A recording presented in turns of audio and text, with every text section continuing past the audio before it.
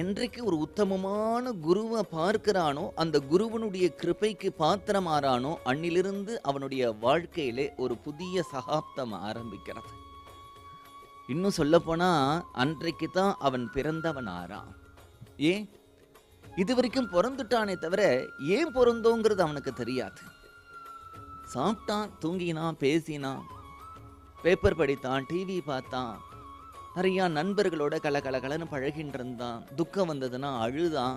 ஆனால் இந்த மனித பிறவி எதற்காக, இதனுடைய லட்சியம் எதற்காக, அது லட்சியம் என்னதுன்னு தெரிஞ்சா அதுக்கு நாம் என்ன பண்ணணும், இது எதுவுமே அவனுக்கு தெரியாது. ஒரு குரு கிருபைக்கு பாத்திரமானதுக்கு பிறகுதானே அவனை தெரியறது. அப்போ குருவை பார்க்கறதுக்கு முன்னாடி ஒரு வாழ்க்கை, குருவை பார்த்ததுக்கு பிறகு ஒரு வாழ்க்கை. அதை தான் அழகா சொல்றா, குருவின் அருள் பெற்றவரே, குருவின் அருள் பெற்றவரே, குருவின் அருள் பெற்றவரே, இரு பிறப்பாளர் மேதினியில், இரு பிறப்பாளர் மேதினியில், குருவின் அருள் பெற்றவரே, கரும வினைகள் போக்கி மும்மாயோ நீக்கி பிறவி பிணியை வேறறுக்கும், பிறவி பிணியை வேறறுக்கும், குருவில் அருள் பெற்றவரே, குருவில் அருள் பெற்றவரே, குருவில் அருள் பெற்றவரே.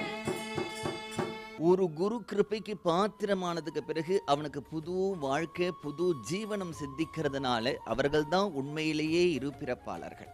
த்விஜன் சின்னதா ஒரு வித்தை. இப்படி நம்ம ட்ரெயின்ல நார்த் இந்தியாவுக்கு பயணம் பண்ணும்பொழுது நான் பார்ப்பேன், நமக்கு அங்கே ஏதாவது லஸ்ஸி அந்த தயிர்லாம் வேணும்னா ஒரு சட்டியில் கொடுப்பா.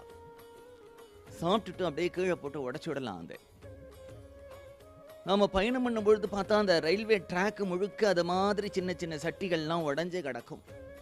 எனக்கு தோணும், நம்ம இப்போ பட்டுன்னு போட்டு உடைச்சிட்டோமே, இது மாதிரி நம்மளை ஒருத்தர் பண்ணுன்னா நமக்கு பண்ண தெரியுமா? சின்ன ஒரு வித்தை தான், சின்ன ஒரு பொருள் தான், தெரியாது. அதற்கு போய் நம்ம யாருக்கிட்டையாவது அதை பண்றவர்கிட்ட அதை எப்படி பண்ணணும்னு கத்துண்டாதான் அந்த சின்ன சட்டியை கூட நம்மளால பண்ண முடியும். கண்ணுக்கு தெரியறது ஒரு சின்ன ஒரு பொருள், ஒரு சின்ன வித்தை, அதை கூட நீ யாருக்கிட்டையாவது கூட இருந்து கத்துண்டாதான் தெரியும்னா தெய்வம் எங்க இருக்குன்னு தெரியலையே, பரலோகம் எங்க இருக்குன்னு தெரியலையே, அதை அடையறதுக்கான வழியும் வியக்தமா இல்லையே. அப்படி இருக்கும் பொழுது அந்த குருவையும் அந்த தெய்வத்தையும் அந்த தெய்வத்தை அடையக்கூடிய வழியையோ முக்தியையோ ஒருத்தன் தனக்கு தானே தெரிஞ்சுப்பான்னு எப்படி சொல்ல முடியும்? சொல்ல முடியாது. இன்னும் சொல்லணும்னா, இந்த பேனா பண்றதோ, பெட்டி பண்றதோ, சட்டி பண்றதோ இதெல்லாம் ஒரு பொருளை வச்சுட்டு பண்ணக்கூடிய ஒரு வித்தை. அதற்கே குரு வேணும். ஆனா இந்த தெய்வத்தை அடையறதுக்கு உங்ககிட்ட ஒரு டிரான்ஸ்ஃபர்மேஷன் ஏற்படணும். மனதளவில் ஒரு மாற்றம் நடக்கணும்.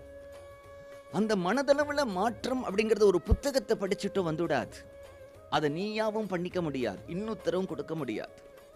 அதுக்கு ஒரே ஒரு வழி என்னன்னா, அந்த டிரான்ஸ்ஃபர்மேஷன் யாருக்கிட்ட ஆல்ரெடி நடந்திருக்கோ அவர்களோட நீ சேர்ந்து பழக பழக பழக பழக அந்த டிரான்ஸ்ஃபர்மேஷன் உனக்கு வருமே தவிர நீயா அதை சம்பாதிச்சுக்க முடியாது. அதுதான் குருவனுடைய தத்துவத்தினுடைய அவசியம்.